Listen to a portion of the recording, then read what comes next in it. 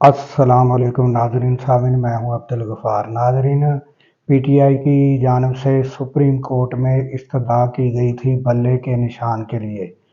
तो उस पर तकरीबन केस जो है वो सारा दिन समाअत जारी रही। उसके बाद फैसले के लिए इंतज़ार होता रहा। तकरीबन जो पाकिस्तान के लोगों की नज़रें थी, जो पीटीआई के लोग थे उनकी भी नज़रें थी, और उसके अलावा दूसरी पार्टियां जो थी वो भी इसी इंतज़ार में थी कि ये फ़ैसला क्या होता है।